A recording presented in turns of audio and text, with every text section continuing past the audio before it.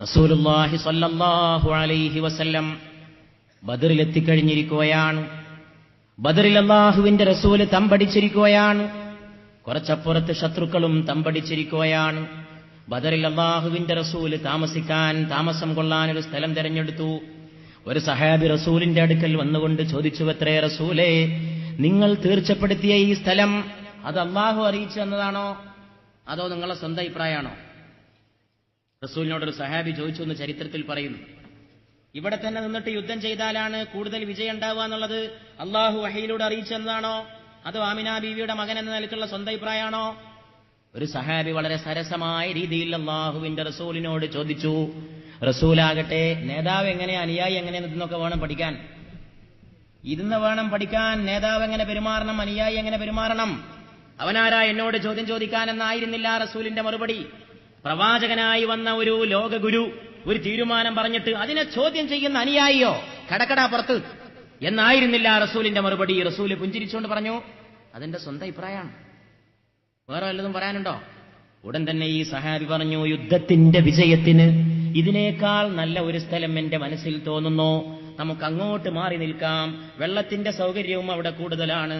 ഉടൻ തന്നെ ലോകത്തിന്റെ ഗുരു, വിശ്വത്തിന്റെ അധ്യാപകൻ മുഹമ്മദ് നബി തിരുമേനി സ്വല്ലല്ലാഹു അലൈഹി വആലിഹി വസഹബിഹി വസല്ലം ആ അഭിപ്രായം സ്വീകരിക്കുകയും ആദ്യത്തെ സ്ഥലത്ത് തമ്പടിക്കാൻ തീർച്ചപ്പെടുത്തിയ തിരുമേനി ആ തീരുമാനം മാറ്റി ഈ സഹാബിയുടെ അഭിപ്രായം മാനിച്ച് രണ്ടാമത്തെ സ്ഥലത്ത് പോയി ക്യാമ്പ് ചെയ്യാൻ തീർച്ചപ്പെടുത്തുകയും ചെയ്തു. ഏത് ചെറിയ ആളിൽ നിന്നും ഒരുപക്ഷെ വലിയൊരു കാര്യം പഠിക്കാണ്ടാവും. അതാണ് ലോക ചരിത്രം. റസൂലാണ് ഞാൻ പറഞ്ഞതിനെതിര് പറയാൻ ഇവനാരെന്നല്ല പറഞ്ഞത്. അള്ളാഹുവിന്റെ റസൂല് യുദ്ധത്തിന് ക്യാമ്പ് ചെയ്യാൻ തീർച്ചപ്പെടുത്തിയ സ്ഥലം ഒരു സഹാബി തിരുത്തിക്കുക.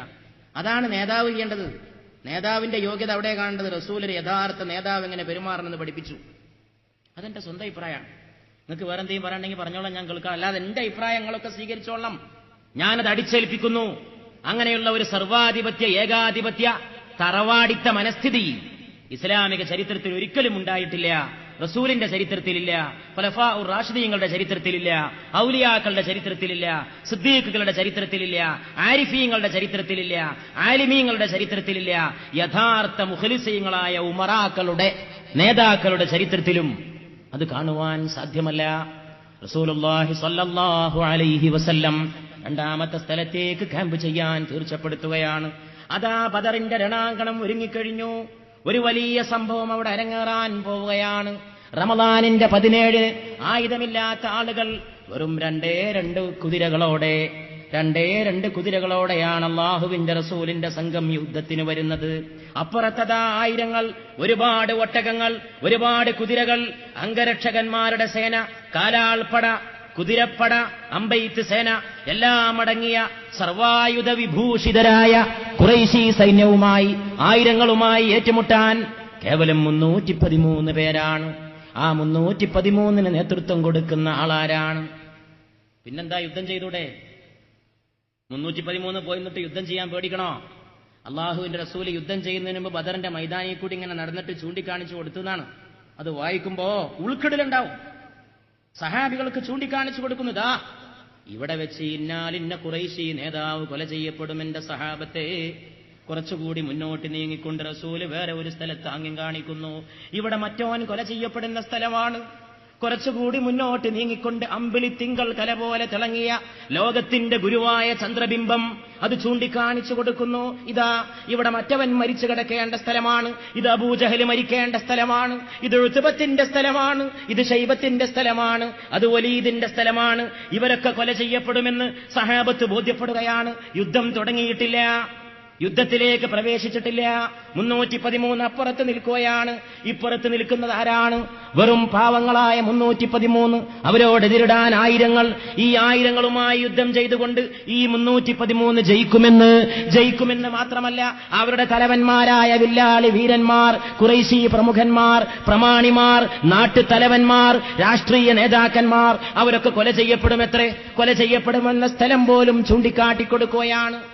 അങ്ങനെയുള്ള ഒരു നേതാവിന്റെ പിന്നാലെ യുദ്ധം ചെയ്യാൻ വിശ്വാസികൾക്ക് മടി കാണിക്കേണ്ടതുണ്ടോ?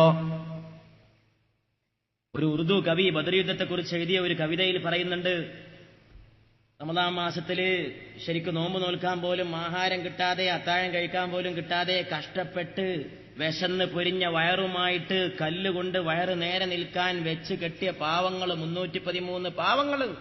കയ്യിൽ ആയുധമില്ല, ചെരുപ്പ് ധരിക്കാനില്ലാഞ്ഞിട്ട് ചുട്ടുപഴുത്ത മണൽ ആരണ്യത്തിലൂടെ മരുഭൂമിയിലൂടെ നടന്നു പോയിട്ട് ചുട്ടുപഴുത്ത മണലിൽ ചവിട്ടിക്കൊണ്ട് അവരുടെ കാലിന് പൊള്ളൻ കെട്ടിയിരിക്കുകയാണ്.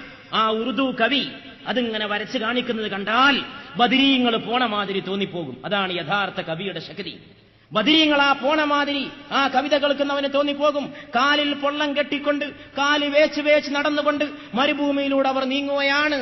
പക്ഷേ അവരുടെ നേതാവാരെന്നറിയുമോ?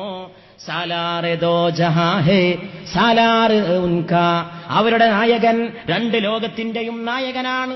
ദുനിയാവിന്റെ മാത്രം നായകനല്ല, ദുനിയാവിന്റെയും ആഖിറത്തിന്റെയും നായകനായ ഒരു അപൂർവ വ്യക്തിത്വത്തിന്റെ നായകത്വത്തിലാണ്, നേതൃത്വത്തിലാണ് ഈ സംഘം മുന്നോട്ട് പോകുന്നത്. മുഹമ്മദ് മുസ്തഫ സല്ലല്ലാഹു അലൈഹി വആലിഹി വഅസ്ഹാബിഹി വസല്ലം.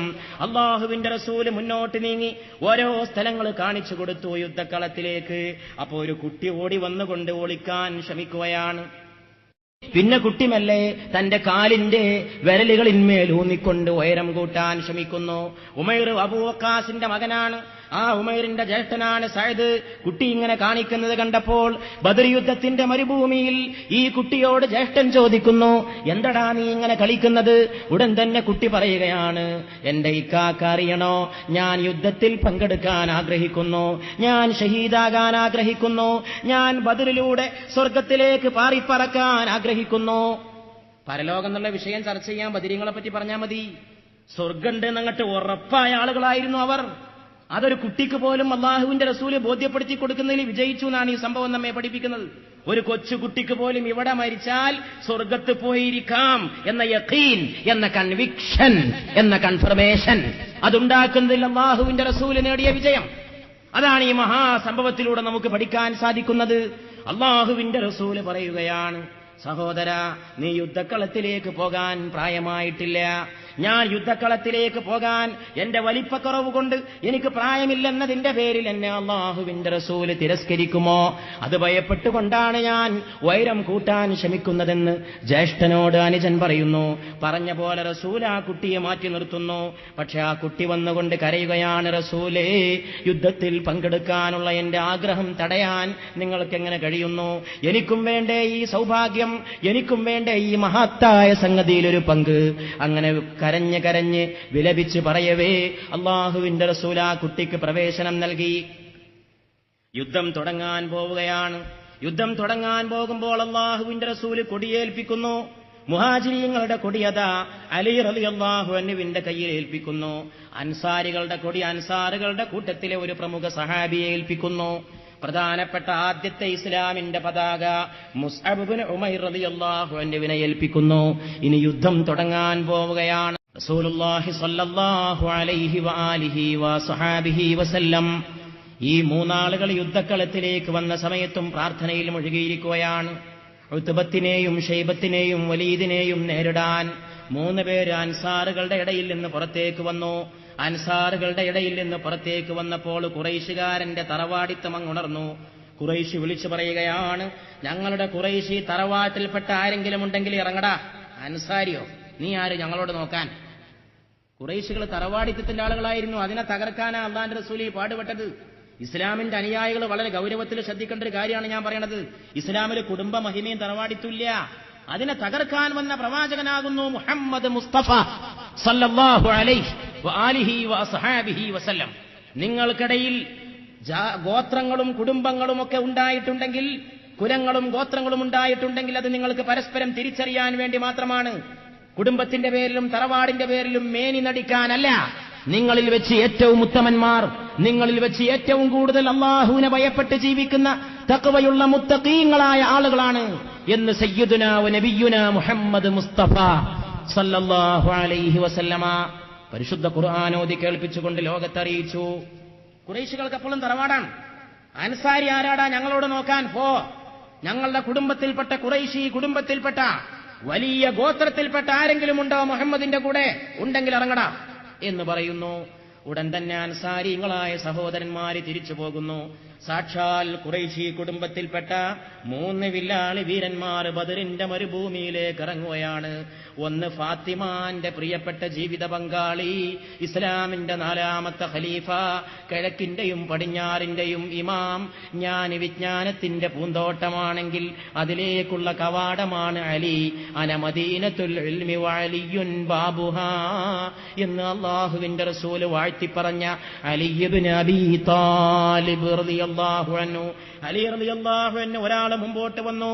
രണ്ടാമത്തെ ആൾ ഇസ്ലാമിന്റെ രക്തസാക്ഷികളുടെ നേതാവെന്ന് സയ്യിദുശ് ശുഹദാ എന്ന് പറഞ്ഞ അല്ലാഹുവിന്റെ റസൂൽ വാഴ്ത്തി പറഞ്ഞ അല്ലാഹുവിന്റെ റസൂലിന്റെ പ്രിയപ്പെട്ട പിതാവിന്റെ സഹോദരൻ ഹംസത്ത് ഇബ്നു അബ്ദുൽ മുത്തലിബ് റളിയല്ലാഹു അൻഹു സാക്ഷാൽ ഖുറൈശി കുടുംബത്തിൽപ്പെട്ടയാളാണ്. വമ്പുറ്റ ഹംസ റളിയല്ലാഹു ചാടി തമ്പിയ സിവദെ മാറടാ, ആറ്റൽ നബി മഹ്മൂദർ ഹൗദീന്ന് വെള്ളം കുടിക്കുന്നോനാരടാ. മഹ്മൂദിന്റെ ഹൗലാണ് ഈ ഹൗദ്, അതിൽ നിന്ന് വെള്ളം കുടിക്കുന്നോനെ ഞാനൊന്ന് കാണട്ടെ എന്ന് പറഞ്ഞ് റസൂലുള്ളാന്റെ ഹൗദിന് കാവൽ നിന്ന റസൂലിന്റെ എളാപ്പയാണ് ഹംസത്ത് റളിയല്ലാഹു അൻഹു. ആ ഹംസത്ത് യുദ്ധക്കളത്തിലേക്ക് ഇറങ്ങി. മൂന്നാമത്തെ ആൾ ഉബൈദ റളിയല്ലാഹു അൻഹു. അതിൽ ഉബൈദ ഉത്ബത്തിനെ നേരിടാൻ പോവുകയാണ്, ഹംസത്ത് ഷൈബത്തിനെ നേരിടാൻ പോവുകയാണ്, അലി റളിയല്ലാഹു അൻഹു ഷൈബത്തിനെ നേരിടാൻ പോവുകയാണ്, വലീദിനെ മറ്റേ സഹാബിയും നേരിടാൻ പോവുകയാണ്. മൂന്നാളുകളും തമ്മിൽ വമ്പിച്ച മൽപ്പിടുത്തം തുടങ്ങാനിരിക്കുകയാണ്. കാലം കാതോർത്ത് പോവുകയാണ്. തൗഹീദ് നിലനിൽക്കണോ ശിർക്ക് ജയിക്കണോ എന്ന് തീർച്ചപ്പെടുത്താൻ പോവുകയാണ്. മുഹമ്മദിന്റെ സന്ദേശം അബൂജഹലിന്റെ സന്ദേശവുമായി മാറ്റുരക്കപ്പെടുകയാണ്. 313 ആയിരങ്ങളെ തോൽപ്പിച്ച് വിജയത്തിന്റെ വെന്നിക്കൊടി പറപ്പിക്കാൻ കഴിയുമോ എന്ന് ലോകമുറ്റു നോക്കുകയാണ് ബദറിലേക്ക്. 313 പ്രകാശഗോളങ്ങൾ. ആ പ്രകാശഗോളങ്ങളെ നയിക്കാൻ ലോകത്തിന്റെ അമ്പിളി തിങ്കൾ കല ചന്ദ്രബിംബം മുഹമ്മദുർ റസൂലുള്ളാഹ് സല്ലല്ലാഹു അലൈഹി വആലിഹി വസഹാബിഹി വസല്ലം. അല്ലാഹുവിന്റെ റസൂൽ ദുആ ചെയ്തുകൊണ്ടിരിക്കെ ഈ മൂന്നാളുകൾ യുദ്ധക്കളത്തിൽ ഇറങ്ങിക്കൊണ്ട് പടവെട്ടുകയാണ്. അവർക്കിടയിലുള്ള മൽപ്പിടുത്തം ജോറായി. അലി റളിയല്ലാഹു അൻഹു തന്റെ എതിരാളിയെ തോൽപ്പിച്ചുവെന്ന് മാത്രമല്ല, തന്റെ അരയിൽ നിന്ന് വാൾ ഊരിയെടുത്തുകൊണ്ട് യുവാക്കളെ നിങ്ങൾ മനസ്സിലാക്കണം, ബദറിൽ നിന്ന് നമുക്ക് ഇന്നും മാതൃക ഉൾക്കൊള്ളാനുണ്ട്. ബദർ ആൺകുട്ടികളുടെ ചരിത്രമാണ്, ബദർ വീരന്മാരുടെ ചരിത്രമാണ്, ബദർ ശൂരന്മാരുടെ ചരിത്രമാണ്, ബദർ പോരാളികളുടെ ചരിത്രമാണ്, ബദർ വിപ്ലവകാരികളുടെ ചരിത്രമാണ്, ബദർ നായകന്മാരുടെ ചരിത്രമാണ്, ബദർ ഏറ്റുമുട്ടുന്നവരുടെ ചരിത്രമാണ്, ബദർ അടിക്കുന്നവരുടെ ചരിത്രമാണ്, ബദർ കൊല്ലുന്നവരുടെ ചരിത്രമാണ്, ബദർ ചോര നന്മയ്ക്ക് വേണ്ടി ചോര ചിന്തുന്നവരുടെ ചരിത്രമാണ്, ബദർ നന്മയ്ക്ക് വേണ്ടി ചോര കൊടുക്കുന്നവരുടെ ചരിത്രമാണ്, ബദർ നന്മയുടെ പ്രഭവ കേന്ദ്രമാണ്, ബദർ തിന്മയുടെ തകർക്കലിന്റെ കേന്ദ്രമാണ്, ബദർ വെളിച്ചത്തിന്റെ പ്രളയമാണ്, ബദർ ചൈതന്യത്തിന്റെ പ്രകർഷമാണ്, ബദർ നീതിയുടെ കേന്ദ്രമാണ്, ബദർ അനീതിയുടെ കണ്ട കൊടാലിയാണ്, ബദർ ക്രമത്തിന്റെ നാദമാണ്, ബദർ അക്രമത്തിന്റെ ഉജ്ജ്വലമായ എതിർപ്പാണ്, ബദർ അരാജകത്വത്തിന്റെ എതിർപ്പാണ്, ബദർ മുഴുവനായ നീതിയുടെയും സത്യത്തിന്റെയും ആഹ്വാനമാണ്. ആ ആഹ്വാനം മുഴക്കിക്കൊണ്ട് അല്ലാഹുവിന്റെ റസൂലിന്റെ 3 വില്ലാളി വീരന്മാർ ശത്രുക്കളുടെ മുശ്രിക്കിന്റെ 3 അധർമ്മത്തിന്റെ കോടാലികളുമായി ഏറ്റുമുട്ടുന്നു. അലി റളിയല്ലാഹു അൻഹു തന്റെ ആയുധം ഊരിയെടുക്കുന്നു. ഒറ്റവെട്ടുകൊണ്ട് തന്റെ എതിരാളിയെ തകർത്തി. അലിയാണ് ഏറ്റവും വലിയ യുവാവെന്ന് അറബികൾക്കിടയിലെ പഴമൊഴി അലി റളിയല്ലാഹു അൻഹു സാർത്ഥകമാക്കുകയാണ്. ലാ ഫതൻ ഇല്ലാ അലി, അലിയെ കൂടാതെ ഒരു യുവാവില്ല. വലാ സൈഫ ഇല്ലാ ദുൽഫുഖാർ അല്ലാതെ ഒരു വാളില്ല എന്ന് അറബികൾ പറയാറുണ്ടായിരുന്നു. അലിയാണ് ധീരൻ, അലിയുടെ വാളാണ് യഥാർത്ഥ വാള്. അത് ആ പ്രഖ്യാപനത്തെ അന്വർത്ഥമാക്കിക്കൊണ്ട് അലി റളിയല്ലാഹു അൻഹു വെട്ടുവെട്ടേണ്ട താമസം അതാ കിടക്കുന്നു. ശത്രുവിന്റെ ശരീരം കഷ്ണം കഷ്ണമായി കിടക്കുന്നു. തൊട്ടുപിറകെ അതാ ഹംസത്ത് റളിയല്ലാഹു അൻഹു തന്റെ എതിരാളിയെ വെട്ടിവീഴ്ത്തിക്കൊണ്ട് ജയിച്ച് തിരിച്ചു വരുന്നു. പക്ഷേ മഹാനായ സയ്യിദുനാ ഉബൈദ റളിയല്ലാഹു അൻഹു തന്റെ എതിരാളിയുമായി പടവെട്ടി വമ്പിച്ച മത്സരത്തിൽ കടന്നു പുളയുകയാണ്. ഉബൈദ റളിയല്ലാഹു അൻഹുവിന് രക്ഷപ്പെടാൻ കഴിയാത്ത വിധം 3 മഹാന്മാര് പോർക്കളത്തിലിറങ്ങി. 2 ആള് ജയിച്ച് മടങ്ങി വന്നപ്പോൾ ഒരാള് ശത്രുവിന്റെ വെട്ടുകൊള്ളേണ്ട അവസ്ഥയിൽ കിടക്കുന്നു. അതാ അലി റളിയല്ലാഹു റളിയല്ലാഹു അൻഹു തന്റെ പ്രിയപ്പെട്ട സഹോദരനെ സഹായിക്കാൻ വേണ്ടി വാളുമായി ചെന്നുകൊണ്ട് ഉബൈദിനെ സഹായിച്ചുകൊണ്ട് എതിരാളിയെ വെട്ടുന്നു. ആ സമയത്തേക്ക് ഉബൈദ് റളിയല്ലാഹു അൻഹു മുറിവേറ്റുവെങ്കിലും എതിരാളി വധിക്കപ്പെടുകയാണ്. ഉബൈദ് റളിയല്ലാഹു അൻഹുവിനെ രണ്ട് കൈകളെ കൊണ്ട് താങ്ങിയെടുത്തുകൊണ്ട് അലി റളിയല്ലാഹു അൻഹുവും ഹംസത്ത് റളിയല്ലാഹു അൻഹുവും അല്ലാഹുവിന്റെ റസൂലിന്റെ സന്നിധിയിൽ കൊണ്ടുവന്ന് കിടത്തുകയാണ്. ഏതാനും നിമിഷങ്ങളെ കൊണ്ട് ഉബൈദ റളിയല്ലാഹു അൻഹു ഷഹീദായി.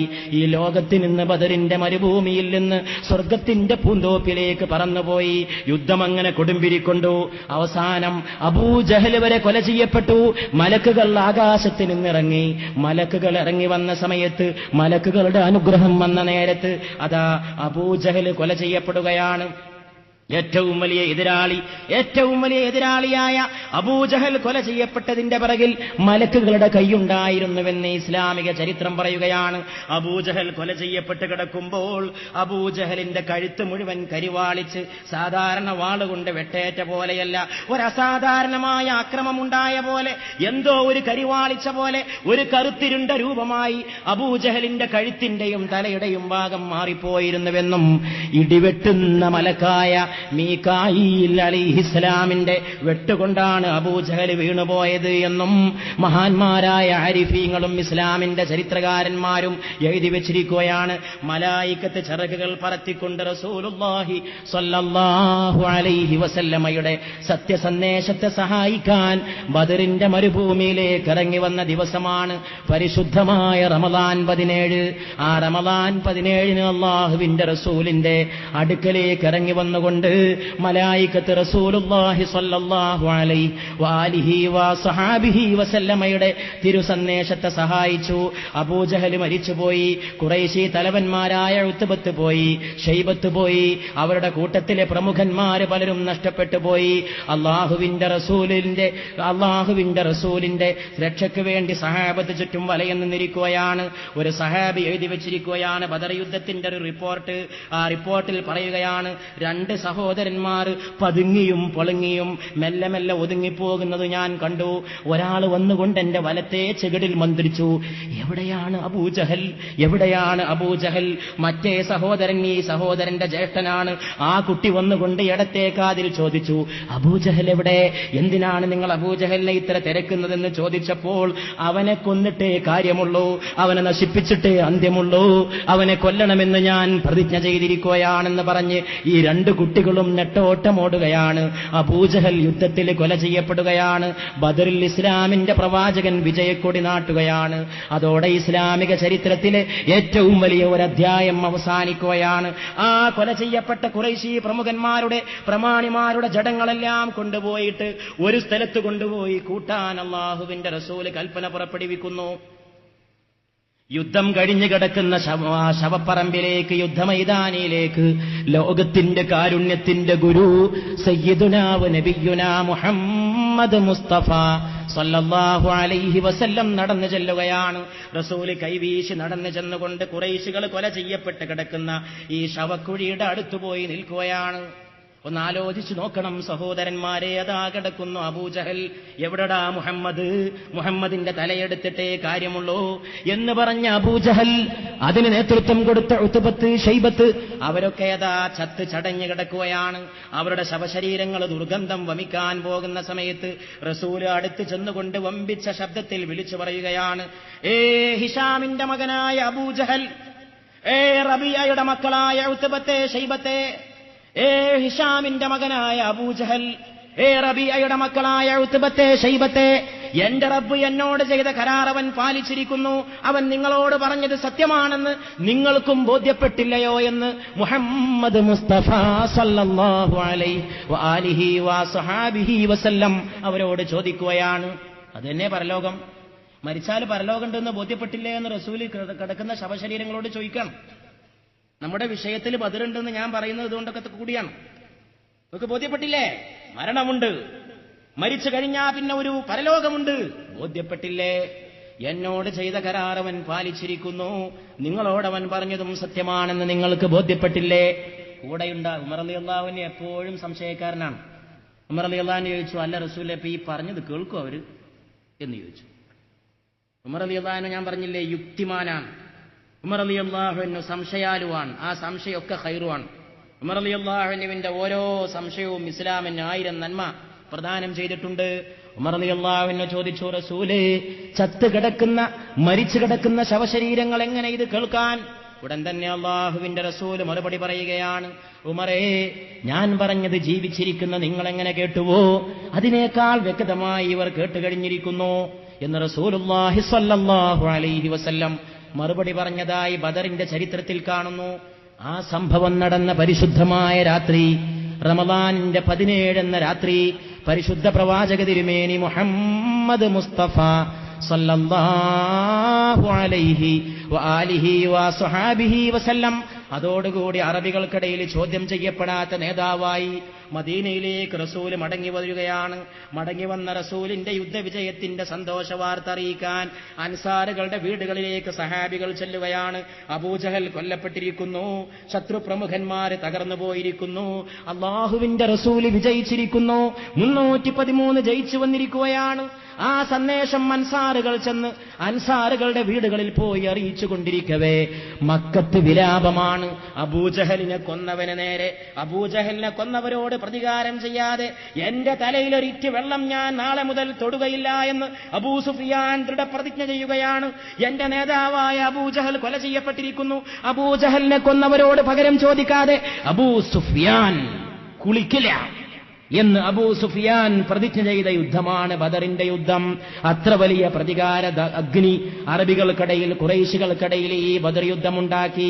കാരണം അപമാനമുണ്ടാക്കി. വലിയ വലിയ നേതാക്കന്മാര് കൊല ചെയ്യപ്പെട്ടു പോയി. ഇസ്ലാമിന്റെ വിജയക്കൊടി ലോകത്ത് പിന്നെയും പറക്കുകയും ചെയ്തു. റസൂലുള്ളാഹി സ്വല്ലല്ലാഹു അലൈഹി വസല്ലമ ബദറിന്റെ യുദ്ധത്തിലും വിജയിച്ചു, തൊട്ട് പിറകെ നടന്ന യുദ്ധങ്ങളിലും വിജയിച്ചു. ഉഹുദിന്റെ പരീക്ഷണത്തിൽ പോലും അല്ലാഹുവിന്റെ റസൂൽ ഈ ലോകത്തിന് ഏറ്റവും വലിയ നന്മ പ്രദാനം ചെയ്യുകയും ചെയ്തു. അതുകൊണ്ട് സഹോദരന്മാരെ, ഈ ബദർ, പരിശുദ്ധമായ റമദാനിന്റെ 17 ബദർ ദിനം, പരിശുദ്ധ പ്രവാചക തിരുമേനി നിങ്ങളുടെ കൽവിൽ ഇപ്പോൾ നിറഞ്ഞു നിൽപ്പുണ്ടെന്ന് ഞാൻ വിശ്വസിക്കുന്നു. ബദറിനെ കുറിച്ച് പറയപ്പെട്ട ഈ സദസ്സിൽ നിങ്ങളുടെ കൽബിൽ ഇപ്പോൾ വേറെ ഒരു രൂപമില്ലെന്ന് ഞാൻ ആഗ്രഹിച്ചു പോകുന്നു. ഒരേ ഒരു രൂപം, മുഹമ്മദുൻ ദിക്റുഹു റൂഹുൽ ലി അൻഫുസിനാ മുഹമ്മദുൻ ശുക്റുഹു ഫറദുൻ അലൽ ഉമമി മുഹമ്മദുൻ സിനതു ദുനിയാ വ ബഹ്ജതുഹാ മുഹമ്മദുൻ കാശിഫുൽ ഗുമ്മാതി വല്ലുലമി. സകലമാന ഇരുട്ടും നീക്കിക്കളയുന്ന ദീപമാണ് മുഹമ്മദ്. ഈ ലോകത്തിന്റെ അലങ്കാരമാണ് മുഹമ്മദ് സ്വല്ലല്ലാഹു അലൈഹി വസല്ലം. മുഹമ്മദിനെ ഓർക്കൽ നമ്മുടെ റൂഹുകൾക്ക്, നമ്മുടെ ശരീരങ്ങൾക്ക് അതിന്റെ റൂഹ് പോലെയാണ്. മുഹമ്മദിനെ ഓർത്തില്ലെങ്കിൽ നമുക്ക് ജീവനില്ല. മുഹമ്മദിന്റെ ഓർമ്മയാണ് നമ്മുടെ ജീവൻ. മുഹമ്മദിനോട് നന്ദി കാണിക്കലാകട്ടെ സമൂഹങ്ങൾക്ക് മേൽ ബാധ്യതയാണ് എന്ന് ഇമാം ബൂസീരി പറയുകയാണ്.